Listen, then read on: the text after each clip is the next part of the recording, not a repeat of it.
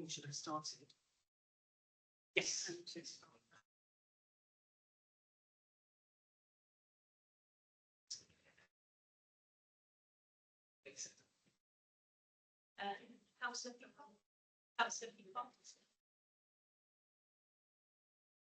Good start. Good evening, everyone. Welcome to today's meeting of the Licensing Committee. Please note that this meeting is being recorded and will be available for public viewing. Are there any apologies for absence? Apology received from Councillor Gomez. Are there any items of urgent business? No items to report. Thank you. And do any members have declarations of interest to make? Councillor Da Costa. Just my usual declaration about being a trustee of Alexandra Palace Farm Charitable Trust and a director of Alexandra Palace Trading Limited. Thank you, Councillor Da Costa. Were any deputations, petitions, presentations, or questions received? None received. Thank you. Before we move to the minutes, shall we do a quick round for everyone to introduce themselves? So, Councillor Da Costa, if you could start, just your name and your... Councillor Da Costa, Highgate Ward.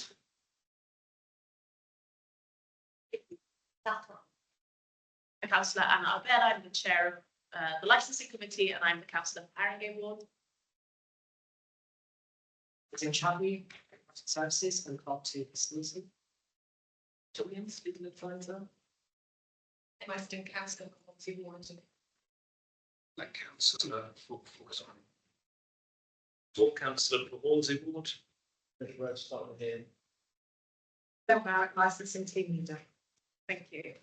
So the next item on the agenda is the minutes of the Licensing Committee held on the 4th of January. Can we agree that the minutes are a correct record of that? Great. Great. Thank you.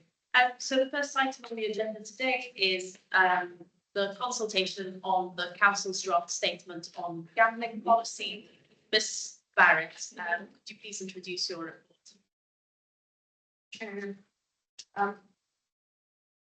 So, as a local authority, we are required every 3 years to review and consult on a gambling policy. We have, however, just to give some context and background.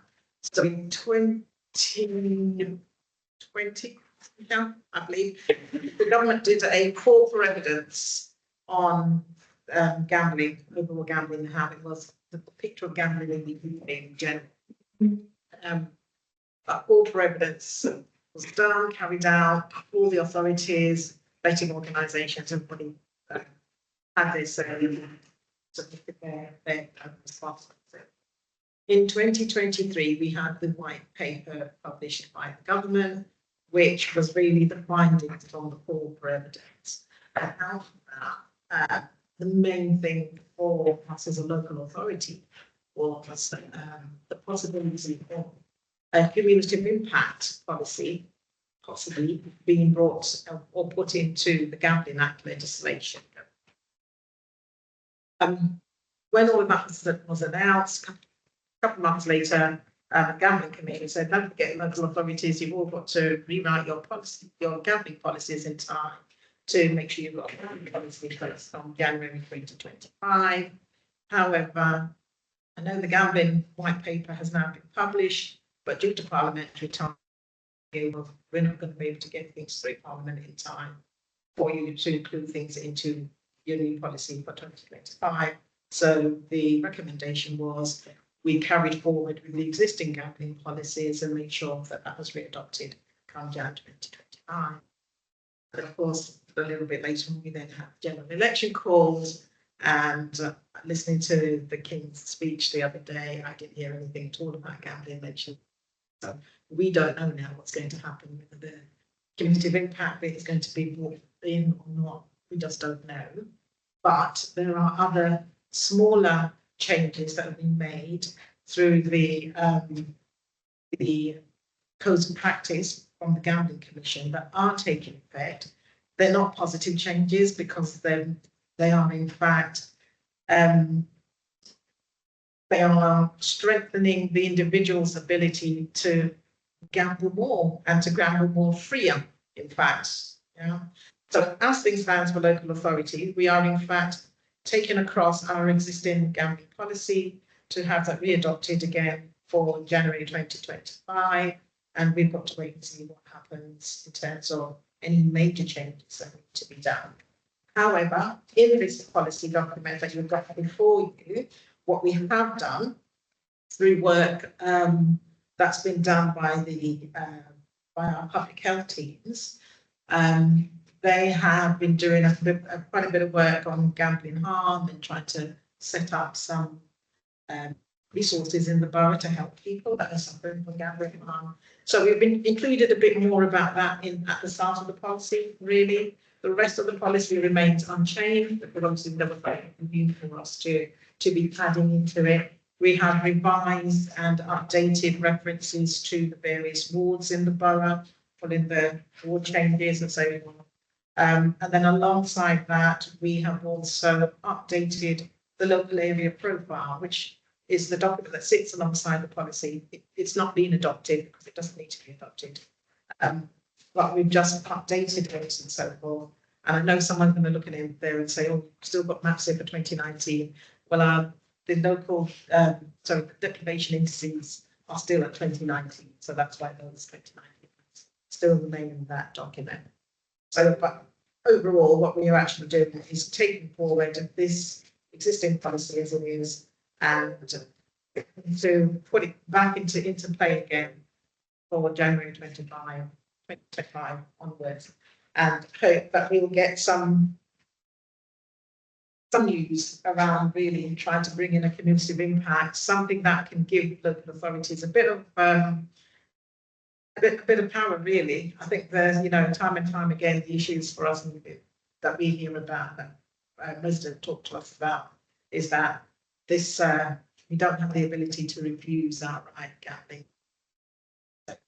The community of impact at least would give us the ability to put in place, maybe some zonal areas that we think are, at risk of gambling harm, that sort of thing.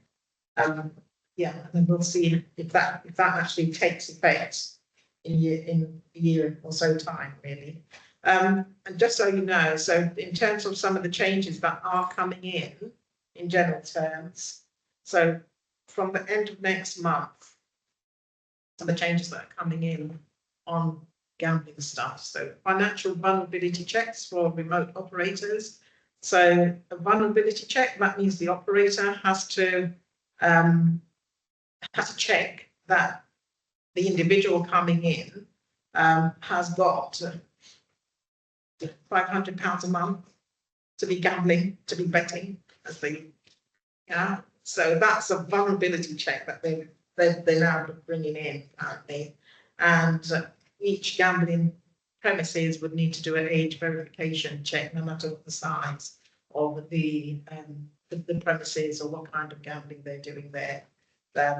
Age verification will be a requirement for them, a standard going forward. Sorry, I've given a broad overview really, but if there's any questions for me. Thank you, Ms. Barrett. So I'm going to ask a few questions and make a few comments myself to kick things off, and then I'll open the floor to colleagues. I can see that Councillor Rice has already raised his hand, so I'll come to you first. Sorry, I'll speak louder. I'm going to ask a few questions and make a few comments myself, and then I'll open the floor, and you're first in line to speak when the floor is open. So my first question is on page 28 of the pack, paragraph 5.10.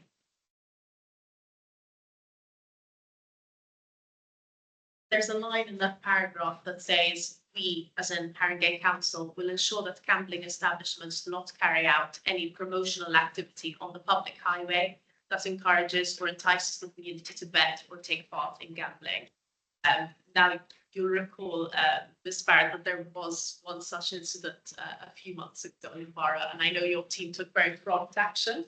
But I'm interested to hear from you, when this does happen, what action does the licensing team typically take, and are there any consequences for those establishments that are enticing people on the public highway?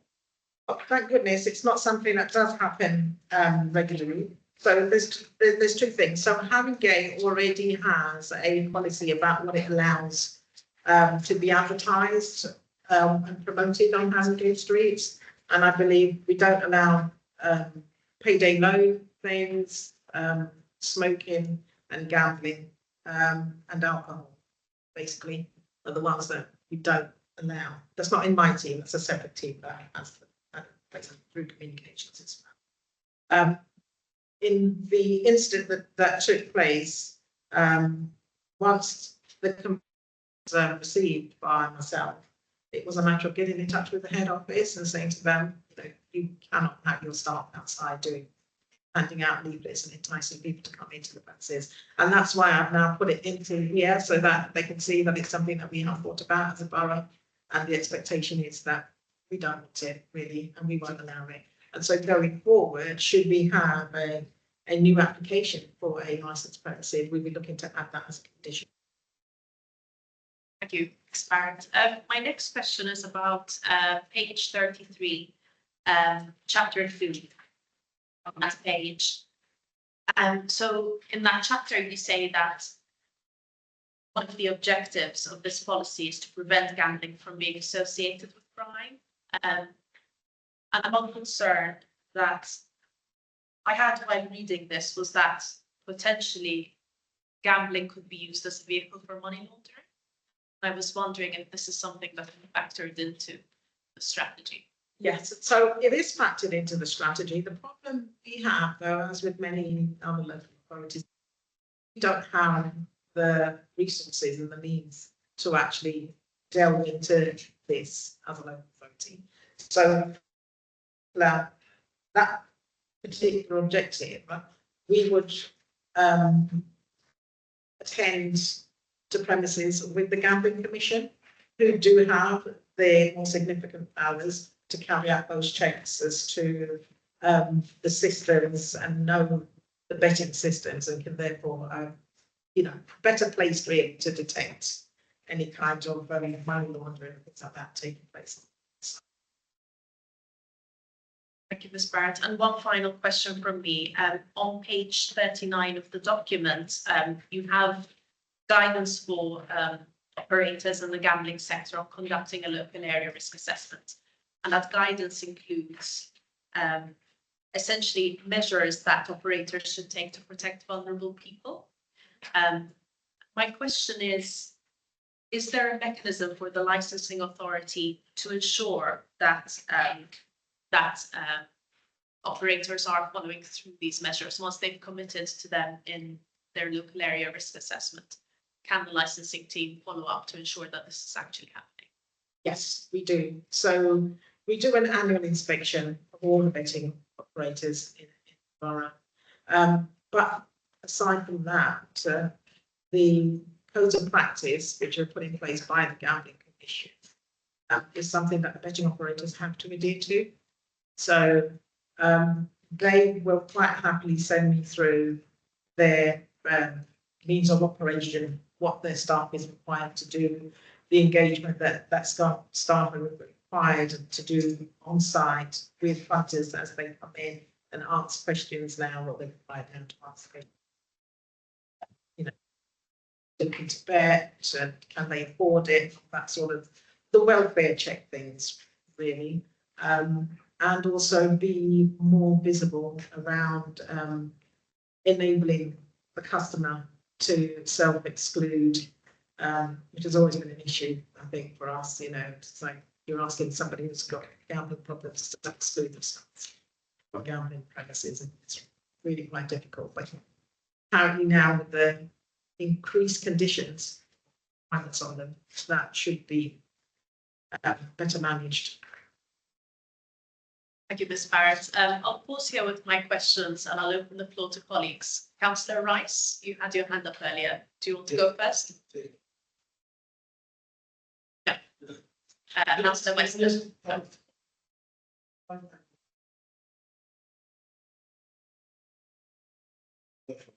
Just that we couldn't hear.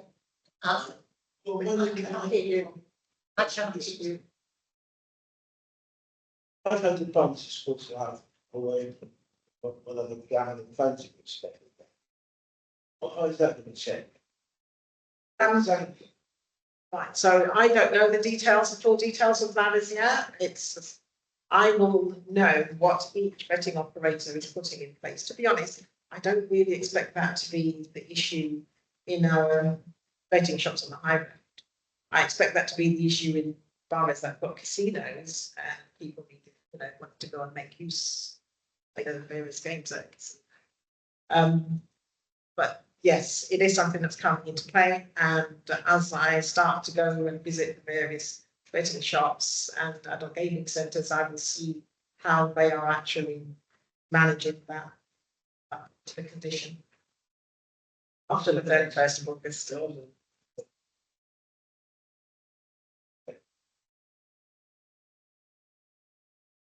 make representation, not the make representation for the committee. If you set a gathering at the start of the top of the then perhaps you get an awful lot of points, but there's no, perhaps you can actually sit on that committee that decided that application, which I think is fundamentally flawed.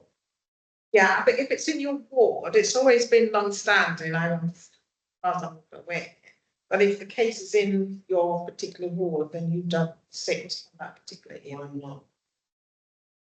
It's always, is there a legal Well, requirement? yeah, You you may well have conflict of interest in terms of sitting and determining that application. So, Sorry, you may well be a conflict of interest if you're actually determining the application in your ward, because you may well be receiving representations in respect of objections to that application. So to make sure that that doesn't happen. there's also this charge with your responsibility. Vote, yeah. Yeah, but councillor, you can, there's nothing stopping you as the ward member putting in a representation when that application is under consultation. But one of the things that being a councillor, you can speak at this election. Okay, but that will allow you to speak. So if you want to represent the residents, you can put in your representation once the matter is live. But what you won't be able to do is to sit as part of that determination. our usual process, councillor Rice. So if there is an issue in your ward, you can make a representation, but you cannot be one of the 3 licensing subcommittee members who could take the decision on that application. You can You come and can speak, speak on your representation. come and speak to your representation at the hearing. But what you won't be doing is you won't be one of the 3 members that's determining the application. There was no recommendation in that. It's democracy. So, councillor Weston, do you have a question? Yeah, thanks. Thanks, Dale. So my first small point is on page 27 of slide 22 is reference to the regulatory commission committee with council and others. So we should probably think that now. On page 26, paragraph 3.6. This is the paragraph that discusses the increased risk of problem gamblers to death by suicide. I think perhaps do with some redrafting. So I know that there is guidance or suggested guidance about drafting when discussing suicides. I'm just a bit concerned about the underlining of it. Just almost the highlighting of it. Just Yeah, sorry, but it's because I will take that. It's because it was linked through to those actually documents. yeah, I just think we just need to give some thought to how that's described generally. Sometimes we're repeating that maybe these times more likely because I think there's probably just some sensitivities that we can bear in mind. Yes. And my final point, thanks. So on page 39 at 3.18, the paragraph states the east of the borough compares poorly with the west, and I would really strongly ask that we adjust that language.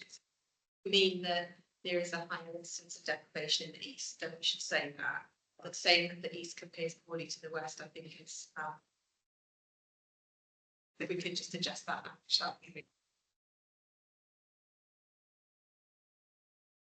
Thank you, councillor Weston. Does anyone else want to come in? Oh, So, thank you. Can I just ask a question about the annual inspection? And it says in the report about once a premises has recently opened, there'll be a sort of initial inspection. Where does the feedback of that come? How did that inform sort of rewriting the plan in terms of how do we know that the current plans in place are actually effective and doing what we're trying to do? Right, so when we go to do the inspections, it's really inspecting them as to that they're abiding by the conditions and the Gambling Commission's code of practice. So the questions that are not staff on the side really, it's to test their knowledge around the codes of practice, what their understanding is, but then if they're, you know, whistleblower, you know, if there's any footage of things that they need to show us or share with us, incidents that's taken place. And just while we're in there to see how they're interacting with the punters coming in as well. How well do the current establishments perform? They, on the whole, they have been quite fair, to be honest. You've not come across any that, you know, I can say I've had to refer back to the Gambling Commission. Or that the Gambling Commission have gone into anywhere without him. It's tough for me to say that they are concerned. thank you, Ms Barrett, and thank you, councillor Small. Are there any other questions or comments? Wanted? Yeah, it's just a question about the kind of powers that we have currently. I may have missed it, but obviously, on the whole, I think we're talking about jobs, discussion, things like that. Do we have any powers over dictating what those shops contain? What I'm concerned is getting back from machines, fix or broken time, those kind of things. Or are we do we just have powers to sort of approve the market based on where the application is for? Right, so with betting shops, no, we have no powers about their gaming machines or the fixed or betting centre. They're all permitted to have 4. Now that the stakes on those have been severely used, we're seeing that, you know, not getting into betting shops like stuff now. Fortunately, one of the changes that is being made by the Gambling Commission going forward is that there is going to be an increase of availability of gaming machines in the adult gaming centres. So forward, don't know when that's going to take place, but it's cards. But betting shops have really, I think in Haringey, they slowed down quite a bit. Yeah, since the stakes on the FOBTs came in, it was no longer. You know, they were getting 50% of their income through those 4 betting machines, 4 gaming machines, you know, 50% over the counter. So they didn't mind being next to each other because everybody was getting so an increase the pie. But we've actually seen betting shops close in Haringey. 3 or 4 years.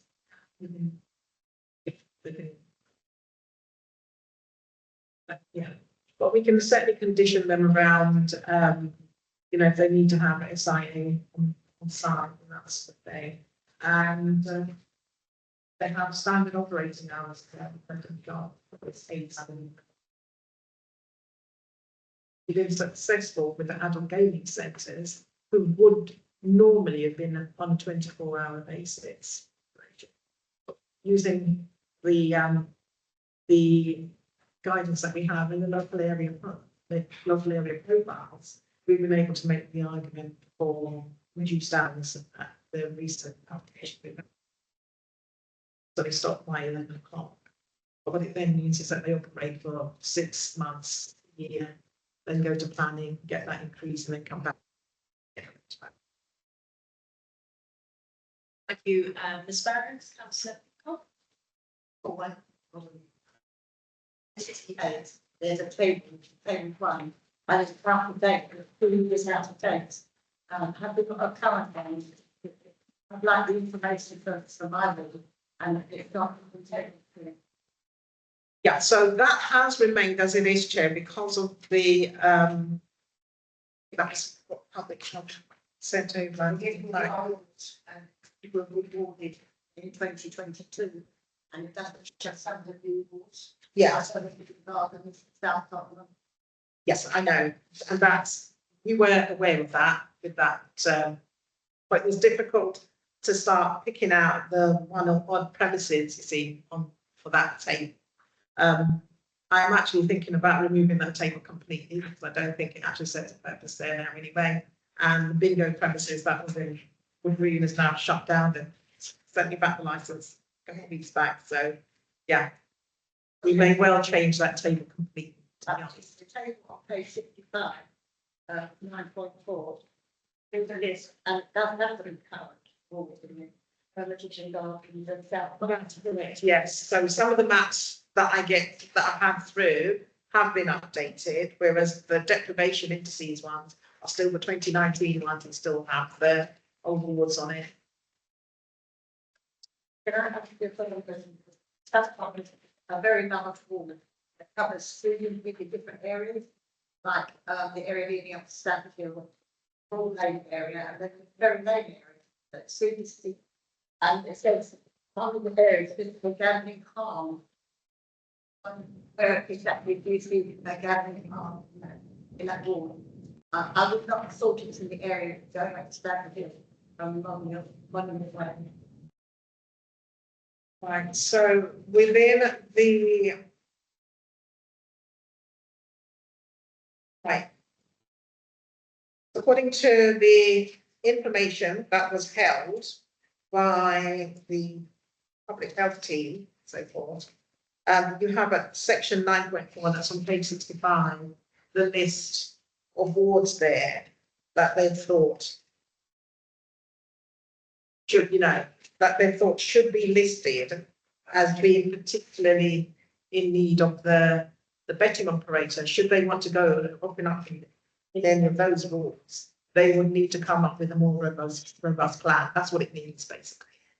The area up to Craven Park Road, there's not one betting shop in that whole area, but there are betting shops in Broad Lane. Yeah, it's not about if there's a betting shop in there or not. I think what it is, it's they've done like resident surveys and things like that. And some of the feedback they've had was like mums and children saying that, the betting shops, or when they see people hanging outside betting shops, it's that they feel quite intimidated by it. And it's like one of those two things, which public health have then used in their gathering of evidence and information, really, to put through for this. But this is really about setting out the stall and making the operator aware that we're not concerns of how the community are going to be affected in these particular areas. Just before we wrap up, I wondered if the committee, it might be with you as the chair liaising with the camp member and perhaps writing to the government, expressing our impact or asking that is prioritised, because that's something very welcome, strikes me. This is certainly something we can do, and actually, to conclude this discussion, we do need to agree on recommendations or comments that we want to make to the cabinet on this report. So potentially this could be our recommendation that we would like the other responsible cabinet member to raise this point. So I think that's our recommendation for cabinet, if colleagues agree. I think we all agree to introduce some of the comments that were made during the session. So on page 27, to replace the reference to the regulatory committee, on page 44, to redrop the wording around suicidality, to reword the section, the east compares fully to the west. And one comment from me that I did not raise earlier is that on page 47, in paragraph 3.8.9, the first sentence seems to be incomplete. So if we could fix that before the report goes on to the next stage. that would be helpful. And finally, we must note as a committee that following consultation, a further report will be presented to Cabinet to recommend the statement of gambling policy to full council. The final version of this will be adopted.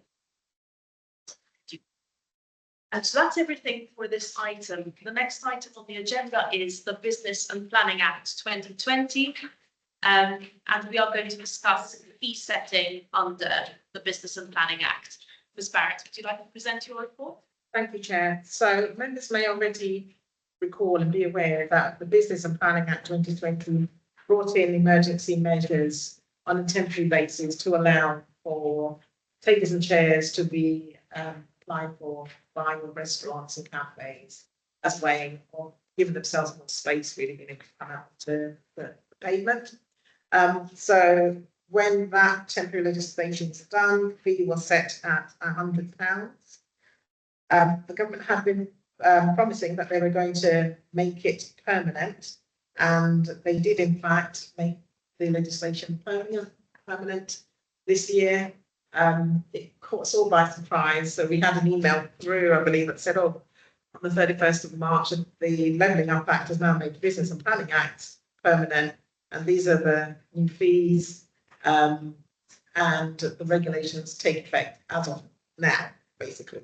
So we have been operating since the 31st of March under the new regulations, which have amounted to a longer length of time for the consultation by the applicant. So they put up their notice in the window.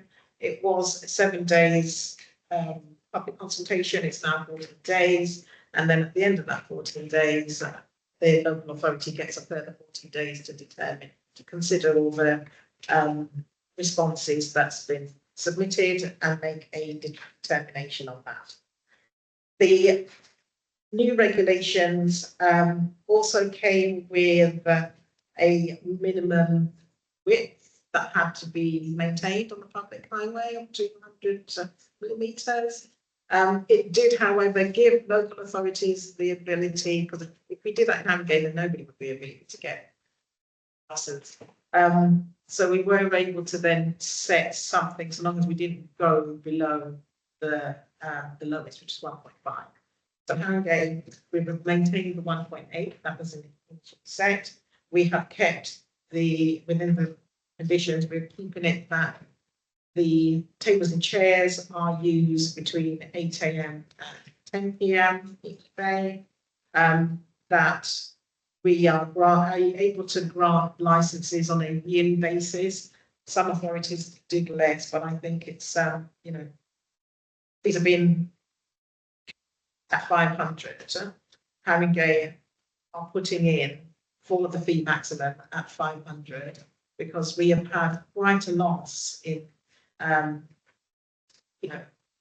budgets, really, taking quite a hit on the budgets when the initial Business and Planning Act came in and it was only £100. So previously we used to give these or consider these licenses under the London Local Authorities Act, which certain premises were paying possibly £2,000 or so for a year. It went to £100 a year. Now, with the new fees that have been put forward, it's anything up to £500 that we can determine. I have put in here at appendix.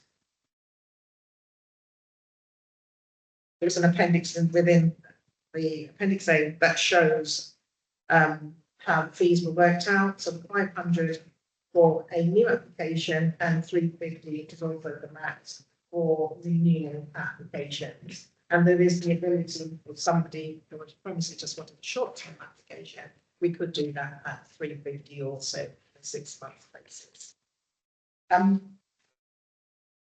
The legislation does maintain its wording, the national conditions around ensuring that people with disability and sight impairment are not disadvantaged by the granting of any of these licenses. So it's something that, the officers that go out and measure up have to bear that in mind and must consider that there is sufficient space or whatever other reasonable measures need to be put in place to facilitate and ensure that that can be through. The standard conditions were going to remain as they are. Don't believe there is a reason for us to change anything, and dependent on the, sorry, we've got standard conditions on page 99 there, but we do have the ability, dependent on the premises and the makeup and so forth, to add additional conditions that may be helpful, you know, such as maybe stopping that premises at an earlier time, or whatever the case may be. And Chair, can I just point out also, in the conditions, we've got 5,000. We were wanting to reduce that liability insurance to 2,000. We have found that it's quite cost prohibitive for some businesses, especially small businesses, when they've got to go and get public liability at 5,000. But then, sorry, 5 million. 5 million. But yeah, so they do some of them do struggle with that. And so if we could reduce that.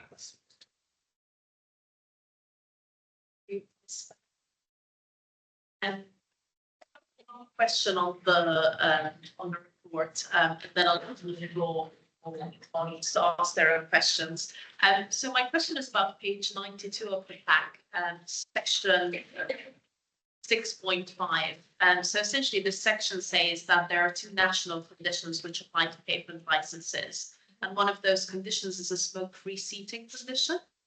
And according to this condition, where furniture is put on relevant public highway, the license holder must make reasonable provisions for seating where smoking is not permitted. And I was just wondering, in practice, given that many of the businesses are small businesses, so the area outside on the public highway is quite small.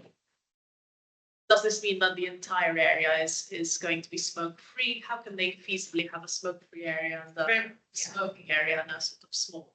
Yeah, it's very difficult. Yeah, and a lot of them cannot do that, to be honest. And of course, you know, the law says you've got to go outside to smoke. So I think we stopped short of that in the original conditions, just so that they wouldn't have shisha smoking in these areas.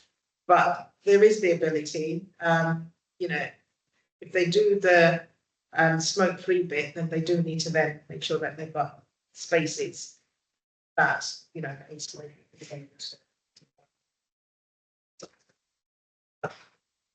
pointing out the areas are very small. I think the biggest run, probably pavement licenses we have is going to be along green lanes. We have to consider the cumulative impact, is what the government's saying. So if you've got a long string of premises, all with tables and chairs outside, what does that mean for the, you know, the person who's not able-bodied or does need to stop and rest somewhere? Where they're not going to be doing there? And we have had the complaints coming in. So people have been at bus stops in along green lanes, and people have smoked or sat there and smoking. Smoke is wafting over to them. Some people have found that, you know, a step too far really for them, but the passing is something we can do about it. It's going to be for the operator to consider how they divide up their space.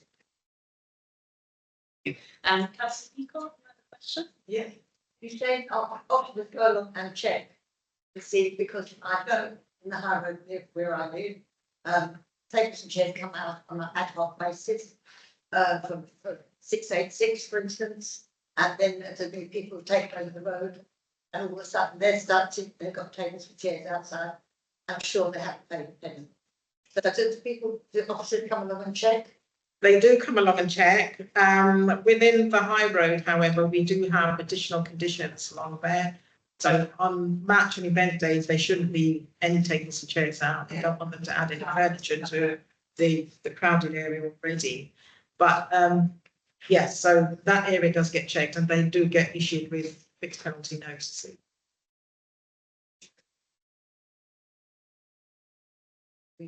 Have to call the name of the premises, Jenny, because I wouldn't know. I think, you know, Afterwards. after the meeting, with Ms. Barry. For the Costa? Cool, thank you. I've got a couple of questions. Firstly, is there a minimum size to which the licence comes into effect? That to apply for a licence, or can it be anything from 2 tables? So theoretically, a venue with 2 tables would have the same licence to pay as Yeah. Spouters Corner, for example. No, Spouters Corner are actually on their own private area there. So They don't pay. so if Spouters Corner were on Yeah. public land, so 2 tables would be equivalent to, let's say, 20 tables outside.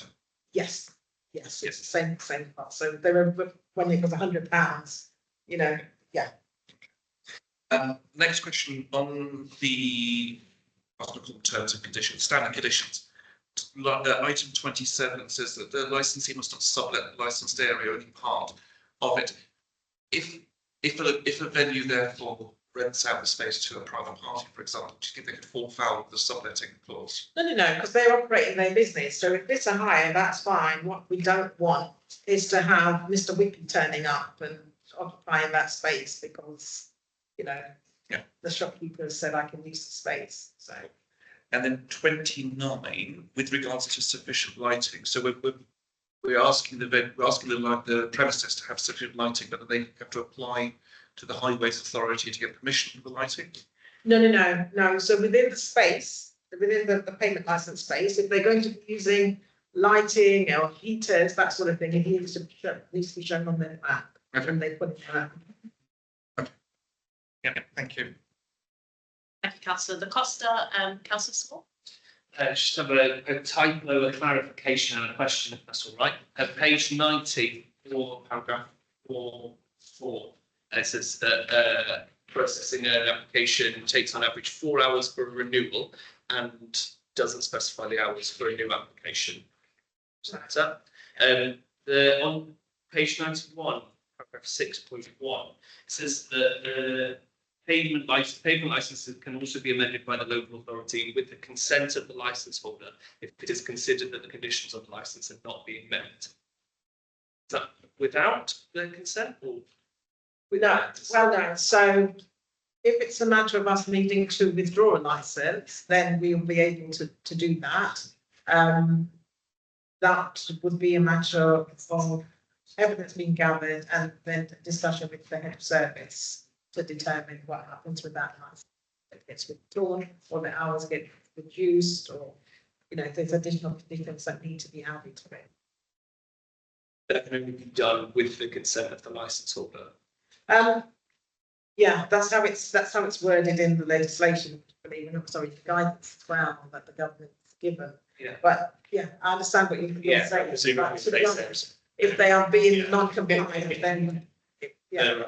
Yeah. Okay, the final question was page 90.6 says that the new fee allow the council to recover the costs of processing applications, but inspecting, monitoring, and enforcing the payment licensing regime is obviously an additional cost. If you think that the new changes are going to result in either larger cost of inspections, whether we're not going to be able to do the inspections and enforcements we want to or need to be able to do. They are going to be added an additional resource, to be honest with you. The government's also said that A-boards are becoming the bane of everybody's life at the moment, because the more people out on the street and that sort of thing. And how we had a nil policy on A-boards, but that was set in 1982, I believe, and it's been changed and people have put their own spin on it since then. And then I'm hearing enforcement officers say, oh, you can use your A-board, but leaning up against your shop wall. And it's like, no A-board means no A-boards. And they've certainly, in this levelling up act, said that no A-boards are permitted within the payment license space. So that has not gone down very well with some of the restaurants, because obviously an A-board is really how they start to sell their business. People walking by, you know, see what's the meal of the day, the offer of the day, and so forth. And they're being told, no, you've got to actually remove that from the public eye.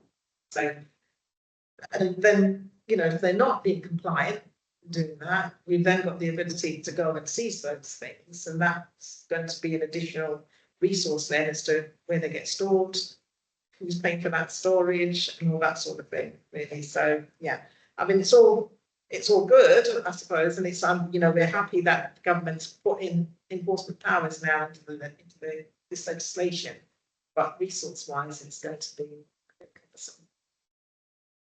Some authorities. Thank you, Ms Barrett, and thank you, Councillor Small. Councillor Weston? Is there any way, so if I'm a small business and want to like pay standard terms and conditions, where would I find the information that would say actually the council reserves the right to alter these standard terms? I don't think it's in there unless I've misread it. It's on the website. There is details on the website that there are the standard conditions, but the council will also has the ability to attach additional conditions per application.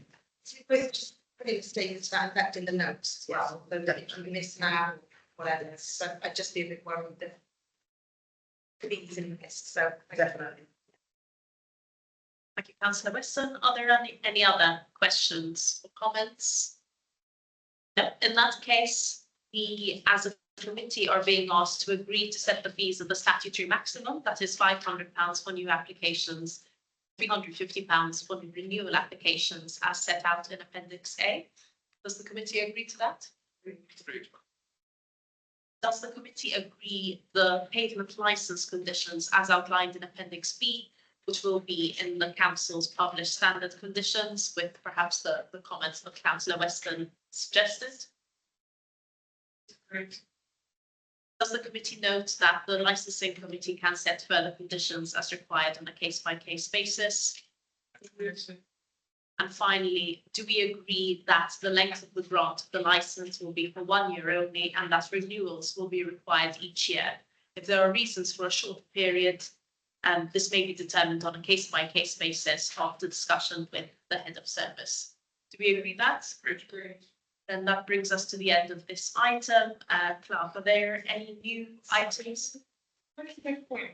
Yes. Just to like note that we obviously just decided to increase fees. But as you set out, it doesn't cover the cost to the authority. I think in any communication we're making, we need to make that really clear that this is not an exercise in making money for the authority. Because there's a number of changes we're making it all at once, and I think to include us.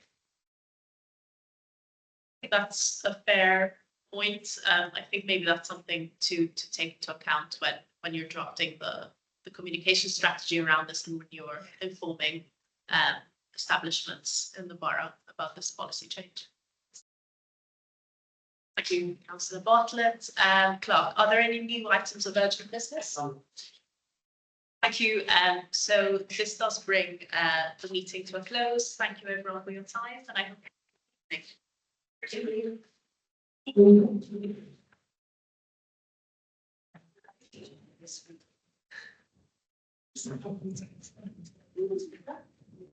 yes.